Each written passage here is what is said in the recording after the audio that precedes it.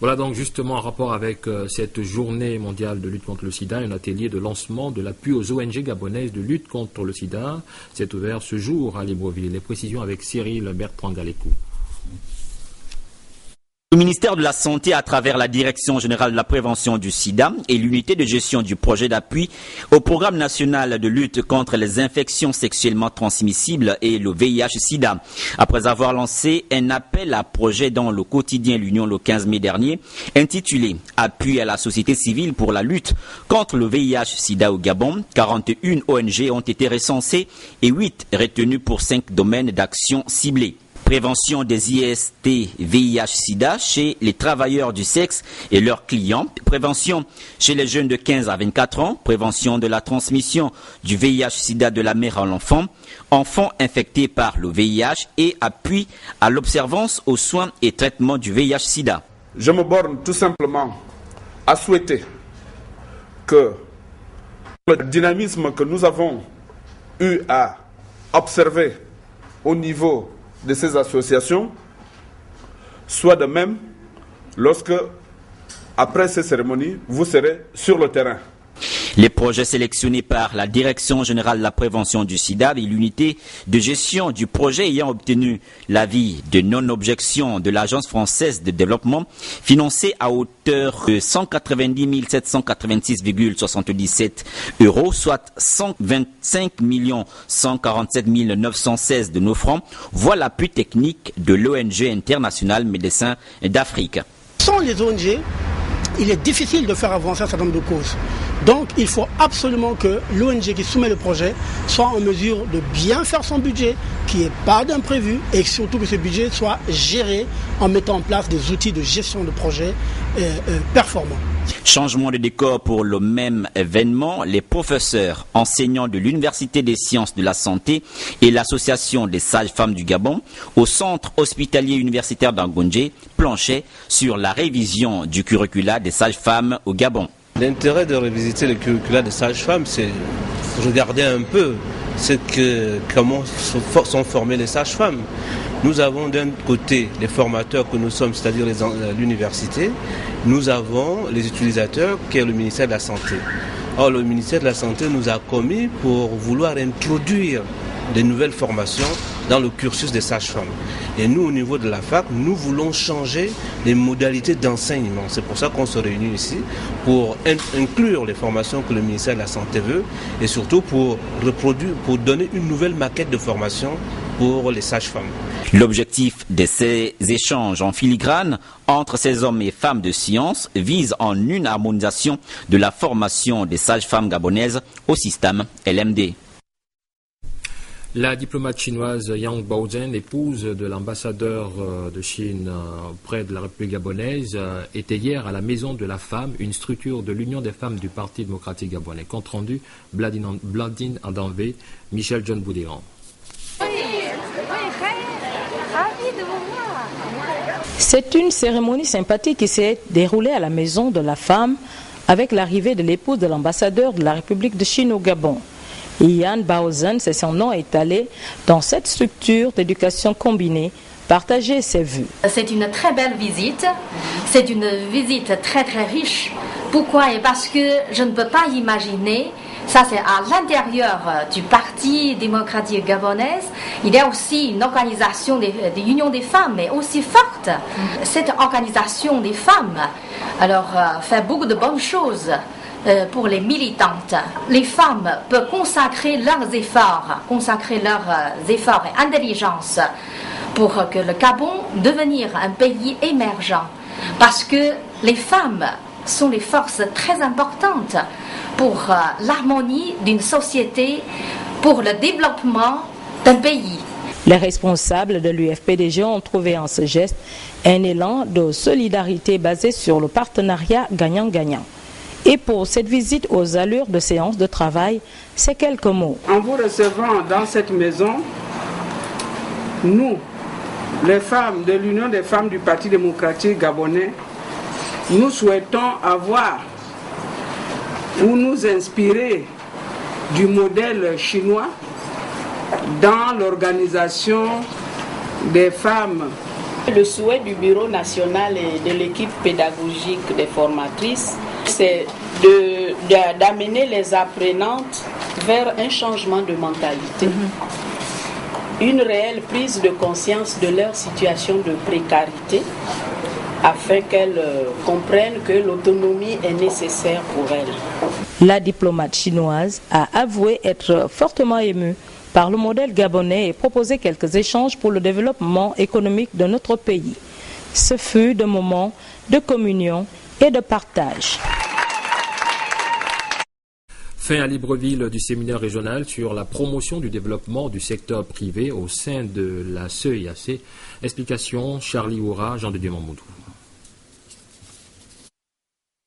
Au terme du séminaire régional organisé par la BAD et la FAD, que peut-on retenir de ce grand rendez-vous dont les réflexions étaient basées sur la promotion du développement du secteur privé dans la CEAC? Ça a été donc 2 jours de discussion et de débat, non seulement sur le contenu et les résultats de l'étude, mais surtout sur la manière, les recommandations qui vont permettre d'améliorer et donc de finaliser ces études. Et ce séminaire surtout a permis donc de valider, parce que la plupart des participants ont validé les résultats de cette étude. Les prochaines étapes, c'est de finaliser cette étude, la disséminer à l'échelon régional et aussi la présenter donc lors des assemblées annuelles qui tiendront lieu de la banque, qui tiendront lieu donc à Marrakech l'année prochaine. La transformation structurelle de l'économie en Afrique centrale, dans la perspective de sa diversification, passe par l'amélioration de l'environnement des investissements hors hydrocarbures. Pour accompagner les investisseurs dans les défis socio-économiques, la BAD entend jouer un rôle. À l'issue de ce séminaire, évidemment, nous allons tracer des domaines d'action où nous pensons que des actions doivent être menées justement au niveau du dialogue public-privé, et la banque sera là pour accompagner ce dialogue au niveau de l'ensemble des pays de la région, et nous allons nous appuyer sur notre réseau de bureaux extérieurs qui vont reprendre en main un petit peu les axes prioritaires qui auront été dégagés pour les affiner au niveau de l'ensemble des pays de la région. Il faut dire que ces assises ont eu lieu à un moment critique où les États membres d'Afrique centrale sont engagés dans un vaste et long processus de diversification de leur économie qui passe par un développement du secteur privé. On parle à présent des réformes engagées au sein du ministère au sein de l'Éducation nationale depuis les États généraux. Compte rendu, reportage. Au niveau d'études des élèves, la Direction générale des examens et concours a échangé avec les enseignants et les élèves du lycée Paul Ndjinji Ngonju sur le projet de texte réorganisant les modalités d'organisation des examens au Gabon. Des mesures qui viennent révaloriser le travail de l'enseignant et vont ainsi freiner la fréquentation des prépas BEPC et prépas BAC, source d'échecs chez les élèves en classe d'examen.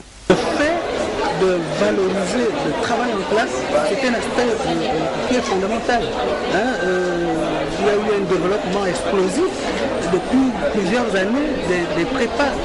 Mais les prépas, ce ne sont pas des établissements qui font les programmes, qui exécutent les programmes. Ils font des exercices, on les programme, mais visent des finalités, visent des objectifs de formation des citoyens, mais aussi pour aller continuer les études. Si les programmes ne sont pas achevés, c'est dramatique. Ces mesures vont progressivement prendre effet, mais pour cette session scolaire 2013, les innovations concernent l'organisation du BEPC et du BAC.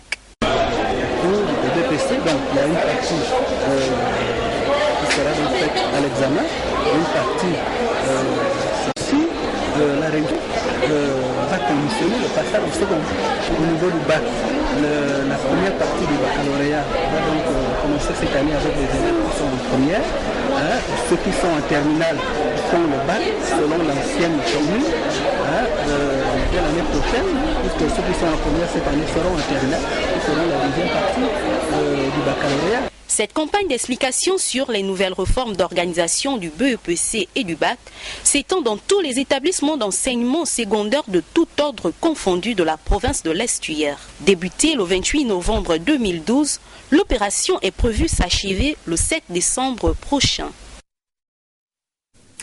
Retrouvailles post-électorales entre le député du premier siège du Komo-Kango, l'honorable Rémi Osele-Ndong, et les populations de sa circonscription. Les précisions avec Amélie Blanche-Mbougou.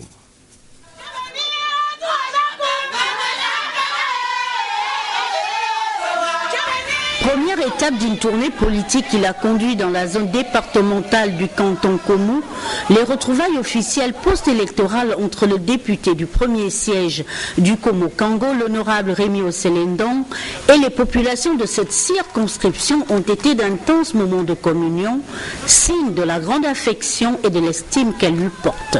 Donzong, Kougole, Asseng, Assignan, Andem, Douagnan et Mesep, partout où il est passé, Rémi Osele-Ndong a remercié les populations d'avoir voté le candidat du Parti démocratique gabonais. Suivez la voie de l'émergence, suivez la politique de l'émergence. Le pays est en train de changer. Ali Bongo est en train de construire le pays.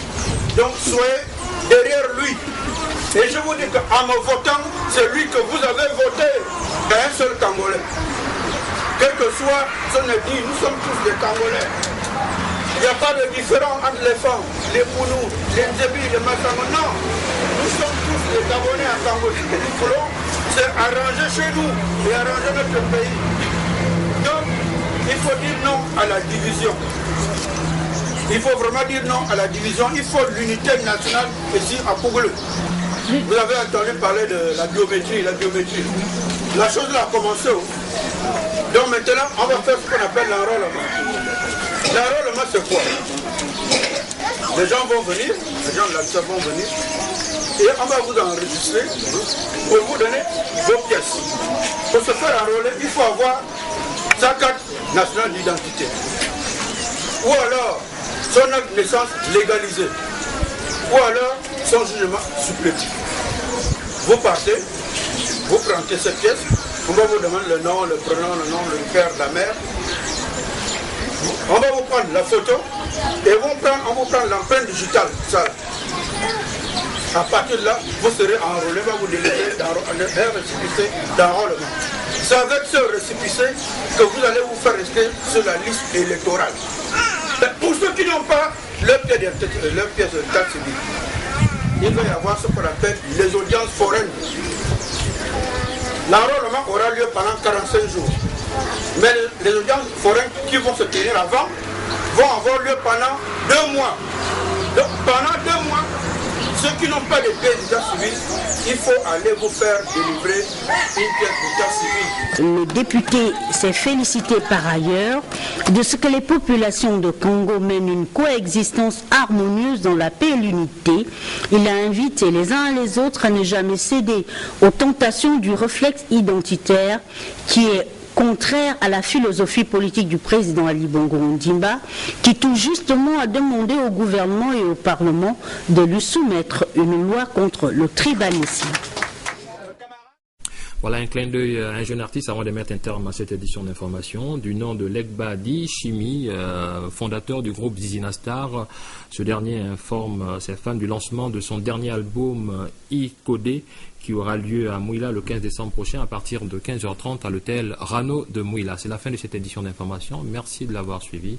Je vous retrouve demain à la même heure, toujours avec le même plaisir.